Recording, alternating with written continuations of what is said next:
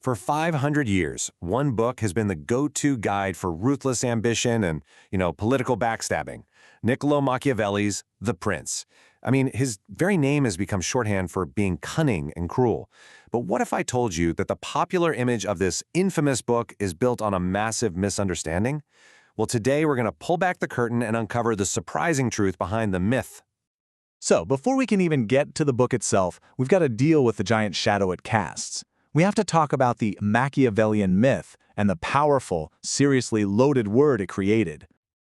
You know the drill. When we call someone Machiavellian, this is exactly what we mean. We picture this shadowy figure pulling strings in the background, totally convinced that the ends justify the means.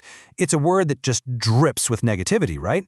It suggests a pure, cold-hearted talent for doing bad things. Okay, but here's the twist. What if this whole image is just wrong? What if the world's most infamous political playbook wasn't written to be a guide for tyrants at all?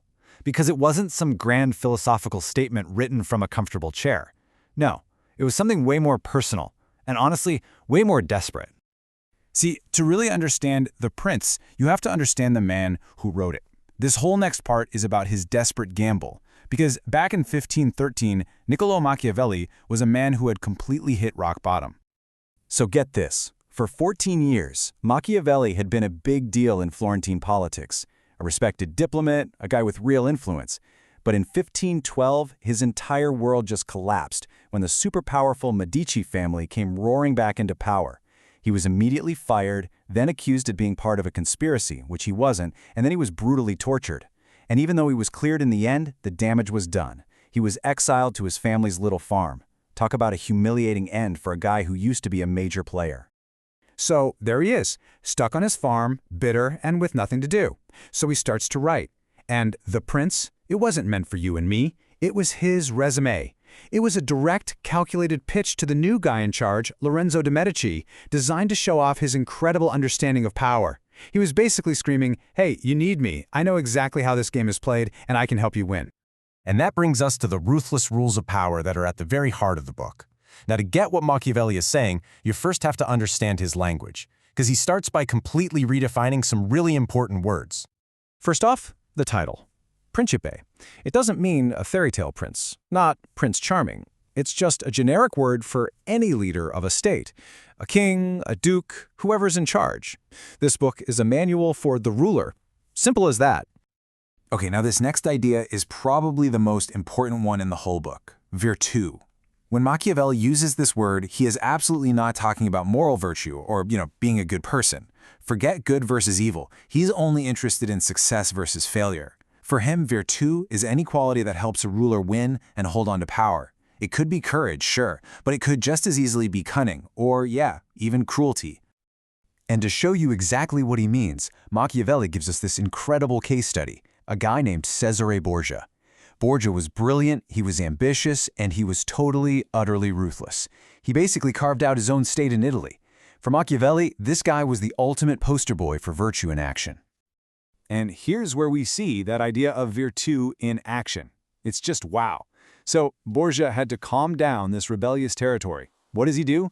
Step 1, he brings in a notoriously cruel governor, this guy, Ramiro de Orco.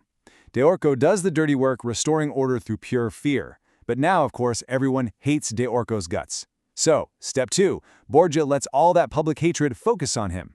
Then, step 3, Borgia has De Orco publicly cut in half and left in the town square. With that one gruesome move, Borgia gets everything he wants. He gets order, and he gets to look like the good guy who saved the people from a monster. And the result? Machiavelli says the people were left both gratified and shocked. It was horrifying for sure, but politically, it was genius. So this is the key takeaway. For Machiavelli, the question isn't, is this action cruel? The only question that matters is this cruelty being used effectively to create stability and secure power? Or is it just pointless, which only makes you more enemies? So, did Machiavelli's job application work? Did he get the gig? Nope, not at all. The Medici totally ignored him, and he died without ever getting his old job back. But while the man himself faded away, the story of his little book was just getting started. The book wasn't even published while he was alive. When it finally came out, it landed like a bomb. By 1559, the Pope had banned it, and one cardinal even claimed it was written by Satan's finger. I mean, wow.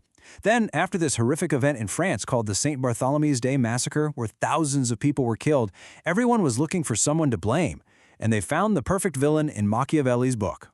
See, the French queen at the time was Catherine de' Medici, who was from Florence, just like Machiavelli. So her enemies jumped all over this. They painted her as this cold, calculating villain who learned everything she knew from the prince. They basically turned the book into a caricature, stripped it of all its context, and created the Machiavellian villain we still think of today. So why? Why, after 500 years of all this controversy, are we still talking about this book? Well, it's because it forces us to look at a really uncomfortable truth about power, a truth that's just as real today as it was in the 16th century. The myth is that The Prince is a manual for tyrants, a how-to guide on being evil. But the reality is actually way more unsettling. The book isn't telling leaders to be evil, it's just describing the world as it really is. Machiavelli was one of the first thinkers to just strip away all the wishful thinking and say, hey, let's stop talking about how leaders should act, and let's actually analyze how the winners really act. And this is the real scandal of the book. It's not that Machiavelli is evil. It's that when he's analyzing politics, he's just not interested in morality. He's amoral. He looks at what Cesar Borgia did, not as good or bad, but as either smart or stupid. In his analysis, the only thing that matters is whether an action helps the ruler win. Period. It all really comes down to one of the book's most famous questions. Is it better for a leader to be loved or to be feared? Machiavelli's answer was brutally practical. It's best to be both, but if you have to choose one, it is much safer to be feared. Now that is a cold, uncomfortable calculation, but it makes us look at our own leaders, our own world, and ourselves and ask the same question. After 500 years, what do you think the answer is today?